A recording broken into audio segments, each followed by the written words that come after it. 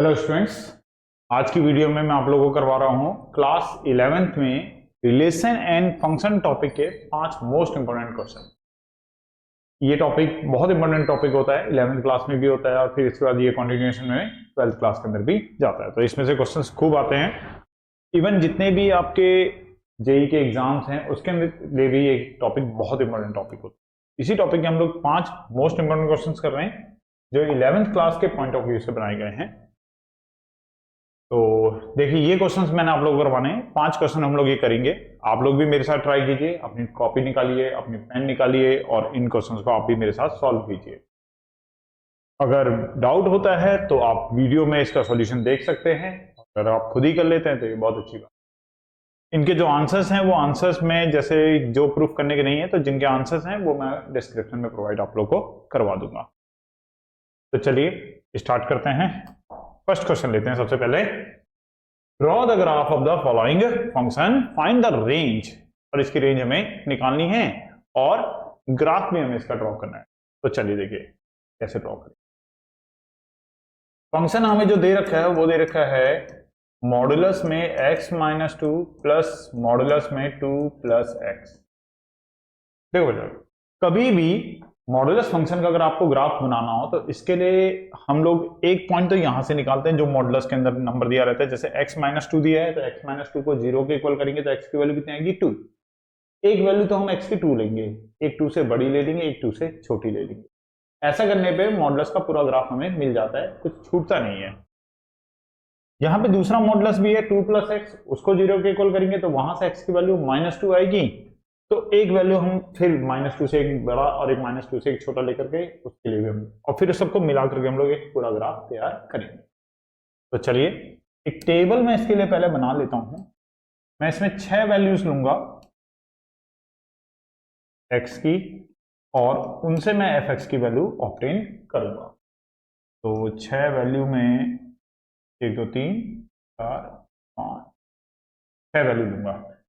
6 value में एक value तो लूंगा मैं यहां से, अगर लूंगा तो -2 आएगी। अगर x+2 को मैं 0 के इक्वल करूंगा तो यहां से मुझे x की वैल्यू -2 मिलेगी। एक वैल्यू में -2 लूंगा और यहां से अगर मैं लूंगा दूसरे वाले से x-2 को 0 के इक्वल करूंगा तो x की वैल्यू मुझे 2 मिलेगी। एक वैल्यू में 2 लूंगा और एक -2 से बड़ा, एक इससे छोटा, एक 2 से बड़ा और एक 2 से छोटा। ये तरीका रखते हैं हम लोग मॉडुलस वालों के लिए, जिससे हमारा मॉडुलस का ग्राफ बड़ी आसानी से और कंप्लीटली बन जाता है, छूटता नहीं है, मिस नहीं होता कहीं पे भी। -2 से छोटा कोई भी एक नंबर ले सकते हैं तो हम -3 ले सकते हैं। बड़ा कोई भी नंबर ले सकते हैं तो हम यहाँ पे इसको -1 ले सकते हैं, 0 भी ले सकते हैं। 2 से छोटा लेता हूँ 1 ले सकते हैं, 2 से बड़ा लेता हूँ 3 ले सकते हैं। अब इन वैल्यूज को इस फंक्शन में पुट करके fx की वैल्यू निकालेंगे। -3 पुट करेंगे तो -3 और -2 को सॉल्व करेंगे तो कितना आएगा ये -5। मैं यहाँ साइड में दिखा देता हूँ करके। -3 पुट करेंगे तो -5, लेकिन मॉडुलस है तो 5 रह जाएगा। -3 अगर पुट करेंगे 2 -3 करने पर 1, पर मॉडुलस है तो प्लस आएगा। तो कितना आ जाएगा ये सॉल्व करके 6। -2 डालेंगे तो -2 ये 4 आएगा। मॉडुलस है इसलिए प्लस का लिखेंगे। और -2 अगर हमने पुट करा तो -2 + 2 करने पे ये वाला हिस्सा 0 आ जाएगा, तो ये केवल 4 आएगा। -1 अगर आप लोगे तो -1 लेने पर -1 -2 -3 तो मॉडुलस से 3 आ जाएगा। -1 डालेंगे तो 2 -1 करने पर 1 आएगा। मैं जो वैल्यूज हैं, ये जो x की वैल्यूज है, इनको इसमें पुट कर रहा हूं। आप भी इसको रफ में करके देख सकते हैं, लेकिन ये मॉडुलस साइन लिखा हुआ है तो इसलिए लिखना हमें जो आंसर आएगा वो प्लस में लिखना, यहां नेगेटिव साइन नहीं आएगा आपका। -1 पुट करा हमने तो ये कितना आ गया, 3 और 1 4 ही आ गया। 1 पुट करेंगे तो 1 -2 करने पर ये -1 आएगा, तो फिर ये प्लस का ही रह जाएगा। 1 पुट करने पे 2 + 1 3 आएगा और ये भी पॉजिटिव रहेगा, तो ये भी 4 ही आ रहा है।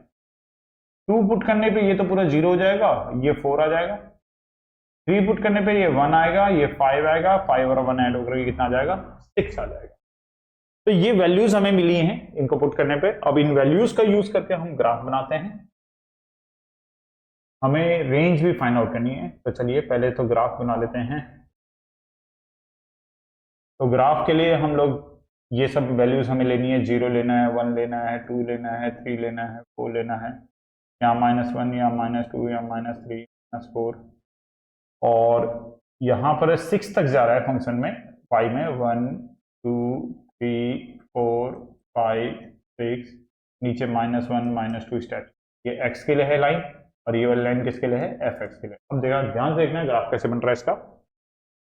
x पे -3, fx पे 6, x पे -3 और fx पे 6, लगभग कुछ अंदाजे से। बोर्ड में बेटा पॉइंट थोड़े बहुत इधर लग सकते हैं, आप ग्राफ के थ्रू बनाएंगे तो बिल्कुल एग्जैक्ट आपको मिल जाएगा। -2 से 4, -2 और x पे -2, fx पे 4, यहाँ पे पॉइंट आएगा। x पे -1, fx पे 4, x पे -1, fx पे 4, यहीं पे आएगा। x पे 1, fx पे 4, x पे 1, fx पे 4, यहीं पर आ जाएगा। x पे 2, fx पे 4, ये भी यहीं पर आ जाएगा। और 3 पर 6, तो ये थोड़ा ऊपर 6 तक आएगा। तो देखिए -2 से लेकर 2 तक तो लगातार 4 ही आएगा हर बार। तो ये तो एक स्ट्रेट लाइन यहां से यहां तक की आ गई। इसके बाद ये 6 को ज्वाइन कर रहे हैं तो ये 6 को ज्वाइन कर दिया। ऐसे यहां से ये इसको ज्वाइन कर रहे थे, इसको ज्वाइन कर। इस टाइप का तो बन गया हमारा ग्राफ। लेकिन ये 3 लाइन है इसके अंदर, 3 लाइन, एक ये लाइन है, एक ये लाइन है और एक ये लाइन है। इन तीनों लाइन की 3 अलग अलग इक्वेशंस होंगी, तो वो इक्वेशंस भी हमें यहां पे लिखनी है। ठीक है, ये वाली लाइन तो बिल्कुल क्लियर है, इसकी इक्वेशन में तो हमें कोई दिक्कत नहीं है। इसकी इक्वेशन होती है y = 4, क्योंकि ये पैरेलल टू x एक्सिस जा रही है, तो इसमें इसकी इक्वेशन में केवल y होगा। तो इसकी इक्वेशन जो है वो तो है y = 4, लेकिन इसकी और इसकी मतलब 2 से 3 के 2 के बाद जो लाइन चल रही है उसकी इक्वेशन क्या है, और -2 से पहले जो लाइन चल रही है उसकी इक्वेशन क्या है, वो हमें पता करनी पड़ेगी। तो चलिए देखें इक्वेशन कैसे पता करेंगे। हमारे पास fx दे रखा है मॉडुलस में x - 2 प्लस मॉडुलस में 2 + x।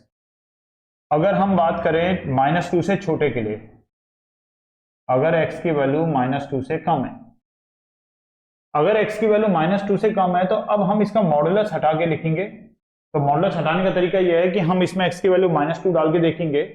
अगर वो पॉजिटिव आ रहा होगा तो हम पॉजिटिव लिखेंगे और नेगेटिव आ रहा होगा तो नेगेटिव लिखेंगे। क्या मतलब, अगर मैंने x की वैल्यू -2 यहां डाली, -2 से छोटी, -2 से छोटी जैसे कोई भी एक वैल्यू ले लो, -3 ले लो।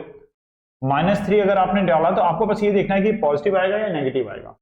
तो -3 लेने पर डेफिनेटली नेगेटिव आएगा, तो मॉडुलस हटा देते हैं, इसका मॉडुलस हटा करके इसका नेगेटिव लगा देते हैं। ऐसी -3 अगर यहां डाला तो 2 -3 करने पे ये भी नेगेटिव आएगा, तो मॉडुलस हटा देते हैं और बाहर से क्या लगा देंगे, नेगेटिव साइन। अब इसको सिंप्लीफाई करके लिखें तो कितना आएगा, ये माइनस का x प्लस का 2 माइनस का 2 माइनस का x, और यहां पर 2 से तो 2 कट गया, तो fx = कितना आ गया, -2x। तो इसका जो आई इक्वेशन ये वाले की, ये आई fx = -2x। इस वाले हिस्से की जो इक्वेशन आई वो आई fx = -2x। अब ऐसे हम दूसरे हिस्से के लिए भी करते हैं। तो दूसरे हिस्से के लिए अगर आप देखोगे तो 2 से बड़े के लिए अगर x लिया जाए >2, तो जो fx होगा वो कितना होगा। अगर आप 2 से बड़ी वैल्यू जैसे 3 कुछ ले लो, 3 अगर डालोगे तो ये भी पॉजिटिव आएगा, तो मॉडुलस हटा के पॉजिटिव। 3 डालोगे तो ये भी पॉजिटिव आएगा, तो मॉडुलस हटा के पॉजिटिव साइन। तो 2 से 2 यहां पे भी कट गया, तो यहां से fx = कितना आ गया, 2x। तो ये वाला जो 2 के बाद वाला हिस्सा है इसकी इक्वेशन होगी fx = 2x। इसकी इक्वेशन है fx = 2x। अब हमने ग्राफ कंप्लीट किया, अब हमने इस हिस्से की भी इक्वेशन लिख दी, इस हिस्से की भी इक्वेशन लिख दी, इस हिस्से की भी इक्वेशन लिख दी, तीनों की इक्वेशन इसमें आ गई। लेकिन बात कुछ और भी थी इसमें, ग्राफ के अलावा हमें रेंज भी बतानी थी, -3 से 3 के बीच में इसकी रेंज कितनी होगी। तो देखो, अगर x की वैल्यू हम -3 से 3 तक रखें तो फंक्शन की जो वैल्यू आ रही है वो बस यहां से लेकर के, मतलब fx में रेंज अगर आपने देखनी है तो रेंज का मतलब आपको fx की वैल्यू देखनी है, तो वो वैल्यू केवल आपकी यहां से यहां के बीच में ही घूम रही है। fx की जो वैल्यू आ रही है, अगर आप x की वैल्यू चाहे -3, -2, -1, 0, 1, 2, 3 तक कुछ भी लोगे, तो fx की वैल्यू 4 से नीचे नहीं आ रही। ग्राफ 4 से नीचे नहीं आ रहा, 4 से ऊपर ही ऊपर है। तो 4 है या 4 से ऊपर है, और मैक्सिमम कहां तक है, 6 तक। तो इस तरीके से हमें जो इसकी रेंज मिल रही है फंक्शन की, रेंज का मतलब fx की जो वैल्यू मिल रही है वो कहां से कहां तक मिल रही है, 4 से लेकर के 6 तक मिल रही है। तो ये इसकी क्या हो जाएगी, रेंज हो जाएगी, जो हमें ग्राफ से मिल जाएगी। तो उम्मीद है आप लोगों को समझ में आया होगा। मॉडुलस का ग्राफ बनाने का तरीका तो समझ गए होंगे। जो भी मॉडुलस के अंदर दिया होता है उसको 0 के इक्वल करके एक तो आपको वो नंबर लेना ही लेना है और एक वैल्यू उससे बड़ी लेनी है और एक वैल्यू उससे आपको छोटी लेनी है, तो ग्राफ इसका मॉडुलस वाले का हमेशा बन जाता है। तो चलिए नेक्स्ट क्वेश्चन पे आते हैं। इसके बाद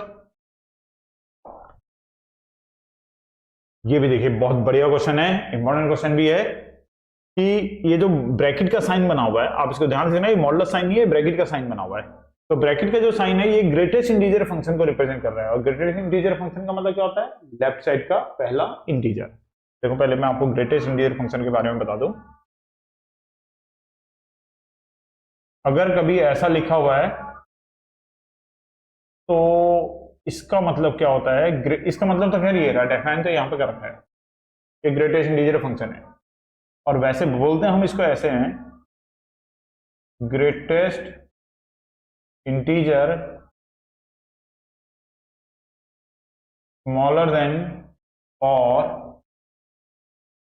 इक्वल टू एक्स, ये मतलब होता है इसका।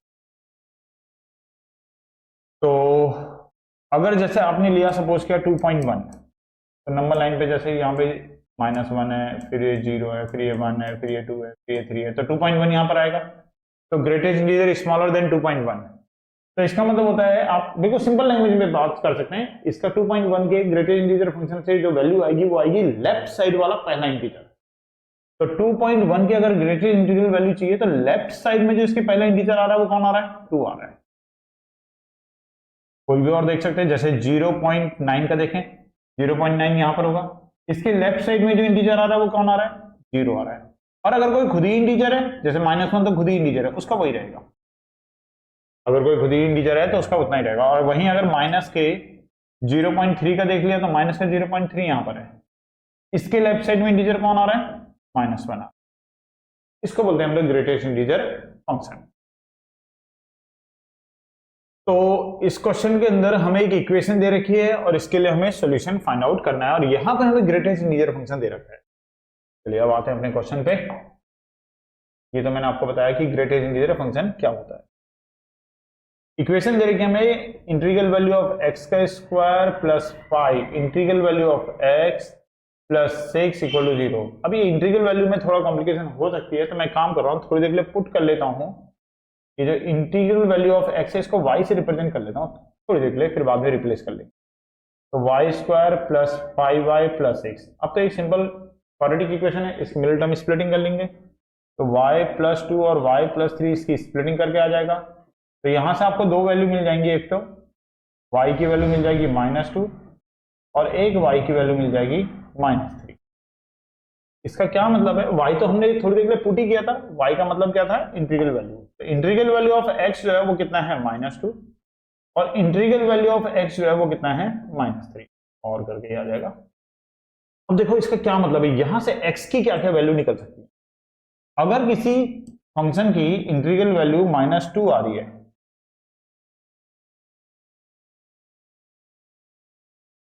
अगर किसी x की इंटीग्रल वैल्यू -2 आ रही है, तो -2 कब आएगी, जब x की वैल्यू आप -2 से -1 के बीच में कुछ भी लोगे।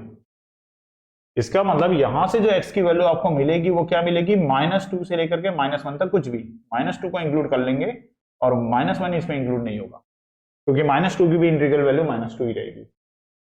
अगर इंटीग्रल वैल्यू ऑफ x -2 है तो इसका मतलब x की वैल्यू -2 से -1 के बीच में कुछ भी हो सकती है। -1 को इंक्लूड नहीं करना है, -2 को इंक्लूड करना है, क्योंकि -2 इसकी वैल्यू है। और अगर इंटीग्रल वैल्यू ऑफ x -3 है तो -3 से -2 के बीच में आप कुछ भी ले सकते हैं। इसका मतलब x की जो वैल्यू हो गई वो कितनी हो गई, -3 से लेकर के -2 तक, इसमें -2 इंक्लूड नहीं होगा, -3 इंक्लूड हो जाएगा, क्योंकि -3 की इंटीग्रल वैल्यू जो होती है वो -3 होती है। तो कुल मिला के हमारा आंसर यह आया कि x की वैल्यू जो है वो -3 से -2 तक होगी या -2 से -1 तक होगी। तो ओवरऑल x की जो वैल्यू आई वो क्या आ गई, -3 से लेकर के -1 तक। -3 इंक्लूडेड है, लेकिन -1 जो है वो इसमें इंक्लूडेड नहीं है। तो ये इसका आंसर हो जाएगा x का। इस तरीके से इस क्वेश्चन का आंसर। तो चलिए अब नेक्स्ट क्वेश्चन पे आते हैं। इसके बाद ये भी बढ़िया क्वेश्चन है, इंपॉर्टेंट क्वेश्चन है। अगर ये एफ एक्स दे रखा है तो आपको ये प्रूफ करके लाना है। तो देखिए, अगर जो प्रूफ करना है, अगर हम उसकी राइट हैंड साइड देखें, ये राइट हैंड साइड लेकर के चलते हैं, लेफ्ट हैंड साइड हम प्रूफ कर लेंगे, क्योंकि लेफ्ट हैंड साइड का मतलब है हमें इसका क्यूब लाना है, इस पूरे का x माइनस वन अपन एक्स का क्यूब लेना है। तो हम RHS लेके चलते हैं। RHS में हमारे पास है f x cube plus 3f1/x। देखिए, ये डोमेन होता है जो f के साथ ब्रैकेट में लिखा होता है, इसे हम लोग क्या बोलते हैं, डोमेन। अगर एफ एक्स आपको x माइनस 1/x दे रखा है और आपको एफ एक्स क्यूब चाहिए, तो x को रिप्लेस कर देंगे x क्यूब से, इसे रिप्लेस कर दीजिए। जहां x लिखा है x की जगह पे x क्यूब, जहां x लिखा है x की जगह पे x क्यूब प्लस 3। और इसका मतलब क्या है, जहां x लिखा है x की जगह पर 1/x, जहां x लिखा है x की जगह पर 1/x, जहां x लिखा है x की जगह पर 1/x, ये हो जाएगा x cube minus 1/x cube, इसको अंदर मल्टीप्लाई करेंगे तो 3/x, और ये हो जाएगा 3x।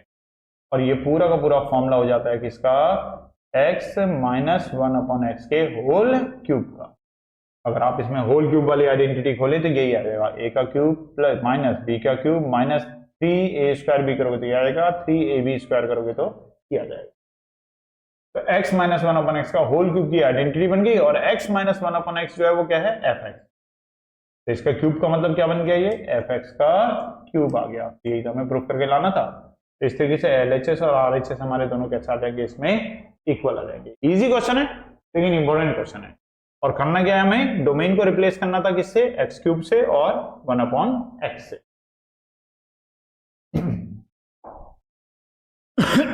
नेक्स्ट क्वेश्चन पे आते हैं। ऐसा क्वेश्चन एनसीईआरटी में है लेकिन वो 2 वेरिएबल का है, ये 3 वेरिएबल का है। यहां पर आपको एफ एक्स गिवन कर रखा है ax² plus bx plus c। f0 की वैल्यू दे रखी है 6, f2 की वैल्यू दे रखी है 11, f-3 की वैल्यू दे रखी है 6। ठीक है, ये डोमेन होता है, जो ब्रैकेट में लिखा है ये डोमेन है, मतलब ये x की वैल्यू है। तो x की जगह पे आपको क्या पुट करना है, 0 पुट करना है। तो ये तो 0 पुट करोगे तो a के साथ 0 की मल्टीप्लाई करेंगे 0, b के साथ 0 की मल्टीप्लाई करेंगे 0, प्लस c आ जाएगा और इक्वल टू 6। तो यहां से c तो हमें डायरेक्ट मिल गया, c की वैल्यू कितनी हो गई, 6। हमें एबीसी ही फाइंड आउट करना है। एबीसी की वैल्यू पुट कर देंगे तो क्वाड्रेटिक फंक्शन हमें अपने आप ही मिल जाएगा। बस एबीसी की वैल्यू निकालनी है, उसमें से सी हम निकाल चुके हैं। f2 का मतलब x की जगह पे आपको 2 पुट करना है, तो x की जगह पे 2 पुट करेंगे तो a 2 का स्क्वायर, b 2 आ जाएगा, plus c equal to 11। c की वैल्यू पुट कर देते हैं तो 4a प्लस 2b, c की वैल्यू 6 है, इक्वल टू 11। तो 4a प्लस 2b, 11 में से 6 माइनस करेंगे तो 5 आ जाएगा। इसका नाम इक्वेशन 1 बना के छोड़ देते हैं। चलिए, ये वाला काम मैं आप लोगों के लिए छोड़ता हूं। सेम ऐसे ही आप लोग यहाँ पर इक्वेशन नंबर 3 तैयार करना। ये काम आप लोग अपने आप कीजिए, क्योंकि मैथ है, आप लोग खुद प्रैक्टिस करेंगे तभी आप लोगों को आएगी, केवल देखने से तो आप लोगों को नहीं आने वाली। तो इसलिए बिल्कुल सेम इस तरीके से जैसे मैंने 2 पुट किया, आपको क्या पुट करना है, -3 पुट करना है। -3 का स्क्वायर करोगे +9 हो जाएगा, -3 की b में मल्टीप्लाई करोगे -3b हो जाएगा। c की जगह पे 6 पुट कर देना और एक और इक्वेशन तैयार करना। दोनों इक्वेशन को एलिमिनेशन मेथड से सॉल्व कर लेना, और सॉल्व करने के बाद फिर बाद में f(x) में a की, b की, c की, तीनों की वैल्यू पुट करके लिख देना। तो आपका कुछ a की वैल्यू आएगी x², कुछ b की वैल्यू आएगी, b की वैल्यू आएगी और साथ में आ जाएगा x, और c की वैल्यू तो 6 आई जाएगी। क्या तो आ चुकी है। तो बस आपको यहाँ पर a और b की वैल्यू पुट करनी है। तो ये काम आप लोग के लिए। फिलहाल हम लोग नेक्स्ट क्वेश्चन पे आते हैं। नेक्स्ट क्वेश्चन में एक ए सेट दे रखा है 2 4 6 9, एक बी सेट दे रखा है, रिलेशन लिखनी है ए से बी तक। अब देखो रिलेशन कैसे डिफाइंड है। रिलेशन ऐसे डिफाइंड है कि रिलेशन के अंदर ए और बी आएंगे। ए होगा सेट ए में से, बी होगा सेट बी में से। मतलब पहला वाला एलिमेंट आपको ए में से लिखना है, पहला वाला एलिमेंट आपको सेट ए में से लिखना है, दूसरा एलिमेंट आपको सेट बी में से लिखना है। और यहां दे रखा है कि a is a factor of b and a less than 1। a जो होना चाहिए वो b का फैक्टर होना चाहिए, मतलब a से b जो है वो पूरा पूरा डिवाइड होगा। तो जैसे a की वैल्यू मुझे a में से उठानी है तो मैंने जैसे 2 ले ली, अच्छा ये भी ध्यान रखना है कि पहला वाला नंबर हमेशा दूसरे नंबर से छोटा ही रहे, बड़ा ना हो। अगर a की वैल्यू 2 ली तो 2 जो है वो b में से किस किस का फैक्टर है? 2 जो है वो 4 का फैक्टर है, 4। इसके अलावा 2 जो है वो 6 का भी फैक्टर है। इसके अलावा 2 जो छोटा भी चल रहा है, 2 जो है वो 18 का भी फैक्टर है, और 2 जो है वो 54 का भी एक फैक्टर है। ठीक है, तो पहला वाला नंबर दूसरा वाले नंबर का क्या होना चाहिए था? फैक्टर होना चाहिए था, और छोटा भी होना चाहिए था। इनसे सब में ऐसा हो रहा है, फर्स्ट नंबर सेकंड नंबर का फैक्टर भी आ रहा है, मतलब पूरा पूरा डिवाइड भी कर रहा है, और छोटा भी। ऐसे आगे लेते हैं, 4 लेते हैं जैसे, तो 4 के साथ यहां से अगर 4 लिया तो यहां से 4 नहीं ले सकते, हमें छोटा लेना है, बराबर नहीं ले सकते। 6 भी नहीं लिख सकते, 6 फैक्टर नहीं है। 18 भी नहीं लिख सकते, 18 का भी फैक्टर नहीं है। 27 का भी नहीं है। तो 4 के साथ तो कोई भी नहीं आया, 4 यहाँ पे आया ही नहीं, 4 हटा देते हैं। आगे देखते हैं, और 6 लेते हैं। 6 का 6 तो नहीं ले सकेंगे क्योंकि वो तो बराबर हो जाएगा। 6 के साथ 18 ले सकते हैं, 6 जो है वो 18 का फैक्टर है। 6 जो है वो 54 का भी फैक्टर है, ये ठीक है। 9 के लिए अगर हम देखें तो 9 जो है वो 4 तो आएगा नहीं, 6 तो आएगा नहीं, 9 18 का फैक्टर होता है, 9 18 ले सकते हैं। 9 54 का भी फैक्टर होता है, 9,54 भी हम ले सकते हैं। तो ये हमने बनाई इसकी कौन सी फॉर्म? Roster form. जो हमें दे रखी थी कौन सी फॉर्म थी? Builder form. उसने हमें बोला था रोस्टर फॉर्म के लिए। अब हमें लिखना है इसका डोमेन, तो डोमेन हो जाएगा ये पहले वाले नंबर, रिपीट मत करना, 2 आएगा, 6 आएगा और 9 आएगा। डोमेन तो पहले वाले नंबर हो जाएंगे, रिपीट नहीं करते हैं। और रेंज क्या हो जाएगी? रेंज ये दूसरे वाले नंबर, रिपीट मत करना। 4 आएगा, 6 आएगा, 18 आएगा, 54 आएगा। 4 आ गया, 6 आ गया, 18 आ गया, 54 हो गया, सारे नंबर आ गए। 27 को छोड़ के, 27 नहीं आया था ना, 9 के साथ 27 भी तो आ जाएगा। 9 का या 9 जो है 27 का भी तो फैक्टर होता है, तो 9,27 भी आना था यहाँ पर। 9,27 हमने नहीं लिखा, वो मिस हो गया, तो ठीक है 27 यहाँ पर भी आ जाएगा। 27 जो है वो यहाँ पर भी आ जाएगा, तो ये इसकी डोमेन रेंज हो गई। इसमें मैंने एक और पार्ट दिया है, सेकंड पार्ट भी दिया है, और सेकंड पार्ट में हमारे पास जो फंक्शन है वो है f x equal to 1 upon में under root 1 minus x square. तो देखिए अगर हमारे पास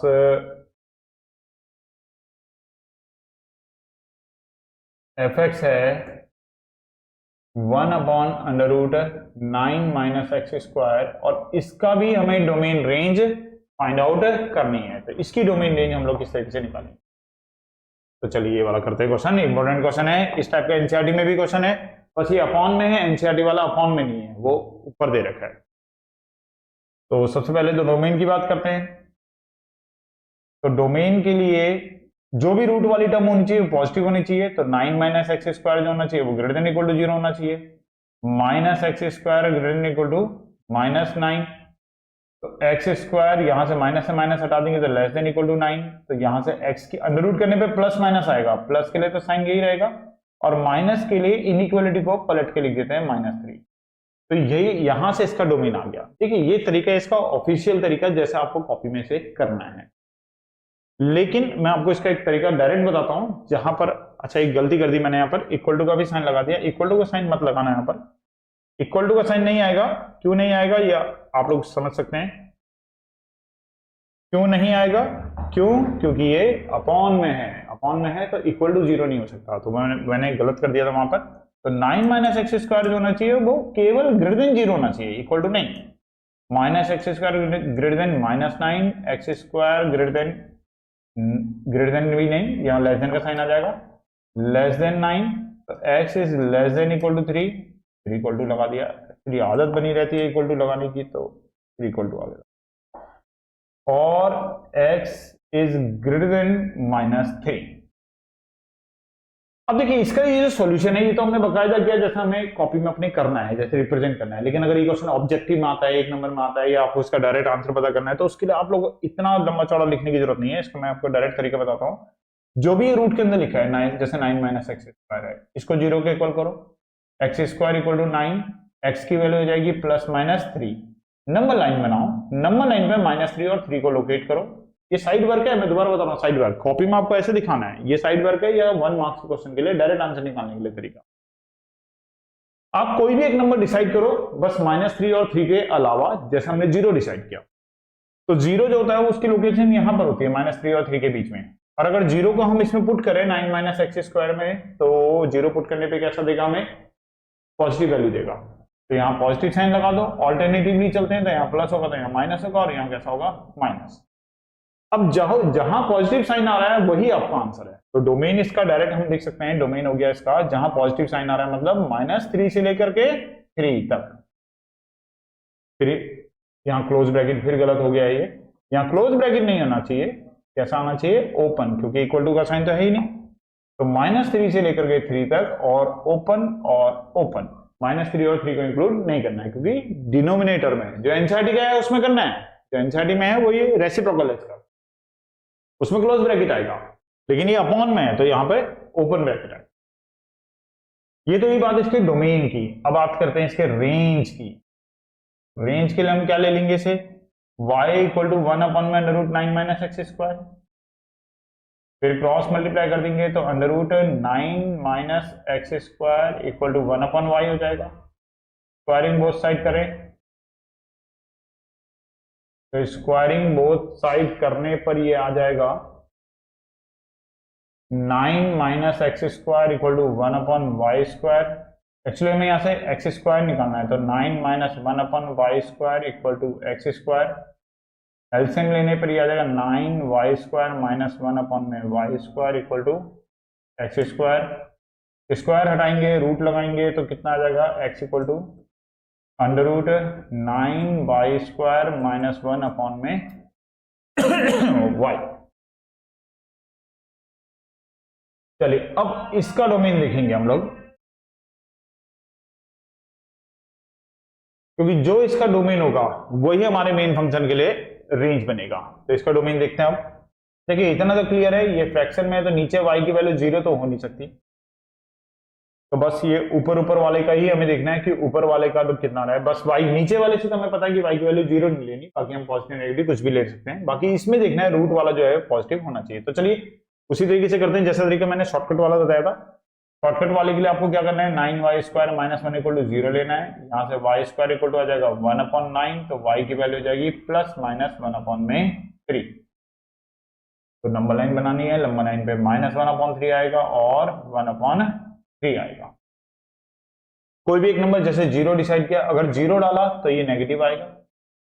0 -1 अपॉन 3 से 1 अपॉन 3 के बीच में आता है, तो 0 डालने पर नेगेटिव आ रहा है तो मैंने नेगेटिव लगा दिया। ऑल्टरनेटिवली होता है तो यहाँ प्लस लगा दिया और यहाँ भी प्लस लगा दिया। तो इसका मतलब इसका जो रेंज आ रही है वो -3 और -1 अपॉन 3 और 1 अपॉन 3 के बीच में नहीं है। बाकी 1 अपॉन 3 से ऊपर कुछ भी हो सकती है और -1 अपॉन 3 से नीचे कुछ भी हो सकती है। एक बात तो और गौर कर लेना है यहाँ पर कि जो फंक्शन आपको दे रखा है y इक्वल टू 1 अपॉन में √9 माइनस एक्स स्क्वायर है, और रूट की जो वैल्यू होती है वो कभी भी नेगेटिव नहीं होती है। तो इसलिए जो नेगेटिव वाला पार्ट है, ये वाला पार्ट माइनस इन, इसको हम नहीं लेंगे। पॉजिटिव वाला पार्ट ही जो होगा वही हमें लेना पड़ेगा। तो इस तरीके से इस क्वेश्चन की जो रेंज हमें मिलेगी वो रेंज मिलेगी केवल 1 अपॉन 3 से लेकर के इंफिनिटी तक, ठीक है। क्योंकि अंडर रूट में जो आंसर आएगा वो आपको कभी भी नेगेटिव नहीं हो सकता, वो आपको हमेशा कैसा मिलेगा, पॉजिटिव।